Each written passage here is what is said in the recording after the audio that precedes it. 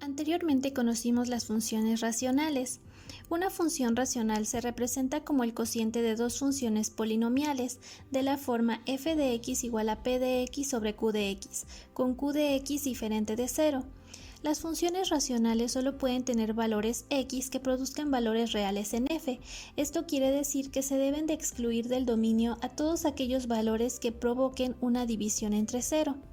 Para determinar el rango de una función racional es necesario cambiar f de x por y en la expresión y despejar la variable x si es posible, de modo que el dominio de esta nueva función se considere el rango de f de x.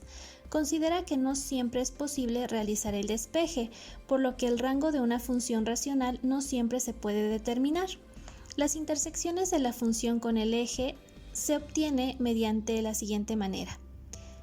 Para x se buscan los ceros de la función analizando el rango. Si no hay ceros, entonces la función no tiene intersecciones con el eje x. Para y, se deben de sustituir el valor de x igual a 0 en la función. Si el valor pertenece al dominio de f, entonces el resultado obtenido es la coordenada de la intersección con el eje y.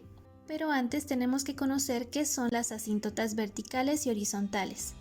Las asíntotas verticales son los valores que hacen que q de x sea igual a 0, es decir, los ceros de q de x se representan gráficamente como líneas rectas verticales que la gráfica de f no corta, pero tienen la propiedad de llevar la gráfica f hacia un valor que tienda a más infinito o hacia menos infinito.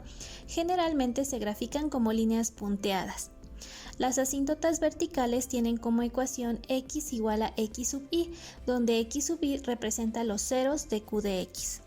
Por otro lado, la función racional también puede tener asíntotas horizontales, que son líneas horizontales que llevan a la gráfica de f hacia el infinito o hacia el menos infinito con ecuación y igual a l, en donde l es la aproximación hacia un valor real. Existe otro tipo de asíntotas conocidas como asíntotas oblicuas. Si en una función racional el grado de p de x es mayor en una unidad que el grado de q de x, como por ejemplo en esta ecuación f de x igual a x cuadrada menos 8 entre x más 3, entonces la función tiene una asíntota oblicua. Las asíntotas oblicuas se tienen realizando la división de polinomios y el cociente se considera la ecuación de la asíntota oblicua. Ahora veamos un ejemplo. Grafica la siguiente función racional, 2x sobre x menos 4. Para graficar una función racional debemos de realizar lo siguiente. Primero partimos de que la función tiene la forma p de x sobre q de x.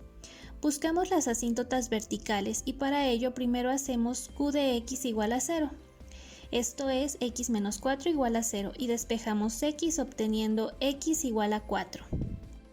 Ahora, determinamos el dominio de la función, quitando del conjunto de números reales aquel o aquellos números que hagan 0 a q de x. Entonces el dominio de f de x son todos los números reales menos el 4, o en notación de intervalos desde menos infinito hasta 4 unido con 4 hasta infinito. Posteriormente cambiamos f de x por y para encontrar el rango y despejamos x si es posible. Al despejar obtenemos que x es igual a 4y sobre y menos 2.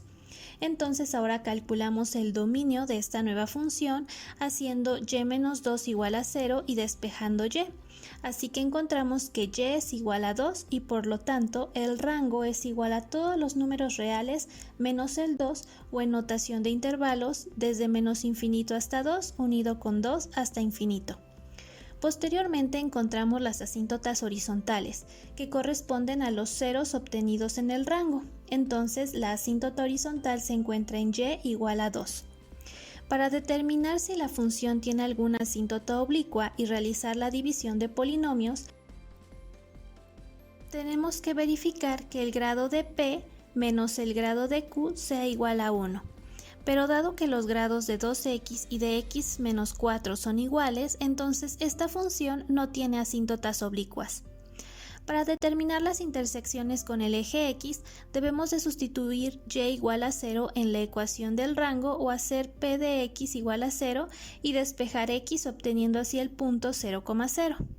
Para determinar las intersecciones con el eje y, debemos de sustituir x igual a 0 en la función f de x para obtener el valor de y, obteniendo así el punto 0,0. Finalmente podemos realizar una tabla de valores para ver de mejor manera el comportamiento de esta función. Marcamos los puntos en el plano cartesiano y trazamos la gráfica.